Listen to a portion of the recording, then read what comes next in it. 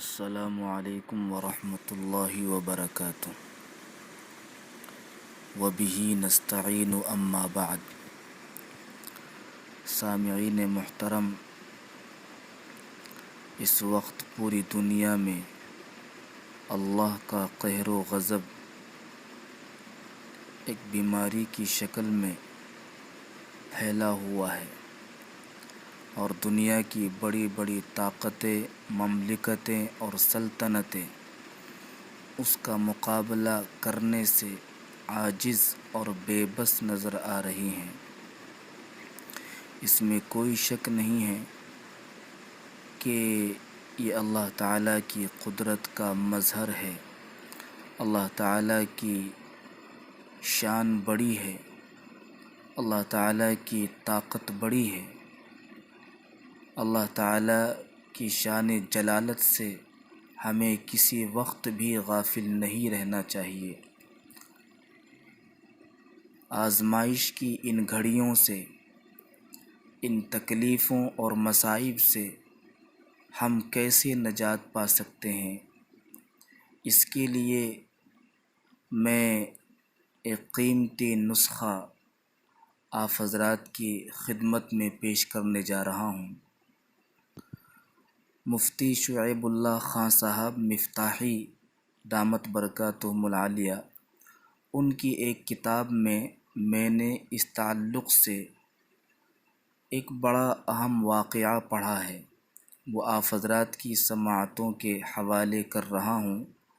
دعا ہے کہ اللہ تعالی ہم سب کو صحیح سمجھ عطا فرمائے اور اس واقعے سے عبرت حاصل کرنے کی توفیق نصیب فرمائے۔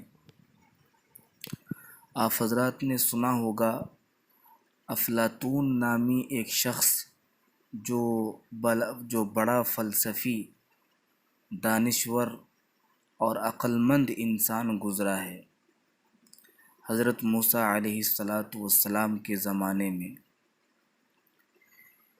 یہ افلاطون بہت بڑا فلسفی اور دانشور انسان تھا، آج بھی اس کی تحقیقات مستند اور معتبر مانی جاتی ہے۔ اس نے حضرت موسیٰ علیہ السلام سے ایک سوال کیا، اور سوال یہ کیا کہ اے موسیٰ، یہ بتاؤ کہ اگر اللہ رب العزت اپنے بندوں کی جانب تیر پھینک رہا ہو تو اس کے بندے اللہ کے تیروں سے کیسے بچ سکتے ہیں؟ اللہ کے تیروں سے مراد اللہ کی طرف سے بھیجی گئی مصیبتیں اور تکلیفیں ہیں۔ تو اللہ کی طرف سے جو مصیبتیں اور تکلیفیں آتی ہے، اللہ کے بندے ان مصیبتوں اور تکلیفوں سے کیسے محفوظ رہ سکتے ہیں؟ یہ سوال کیا افلاطون نے۔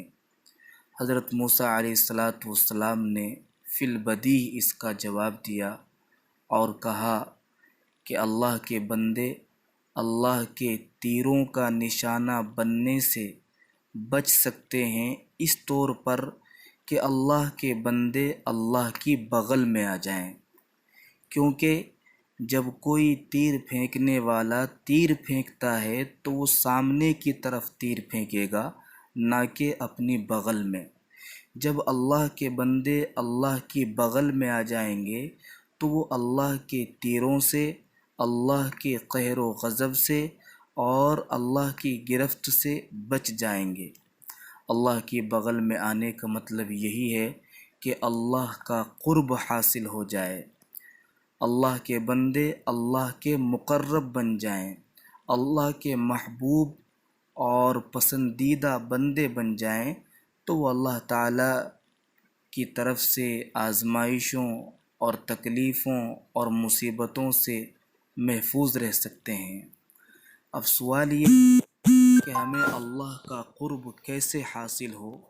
اس کے لیے ہمیں اللہ کی مرضیات کو تلاش کر، جو قرآن و سنت میں اللہ کی مرضیات کو بیان کیا گیا ہے، ہم اللہ کی مرضیات پر عمل کرنے والے بن جائیں اور اللہ کی منہیات سے رکنے والے بن جائیں، یعنی جن کاموں کے اللہ رب العزت نے ہمیں کرنے کا حکم دیا ہے ہم ان کاموں کو کرنے والے بن جائیں، اور جن کاموں سے اللہ نے ہمیں روکا ہے ہم لازماً ان کاموں سے رکنے والے بن جائیں۔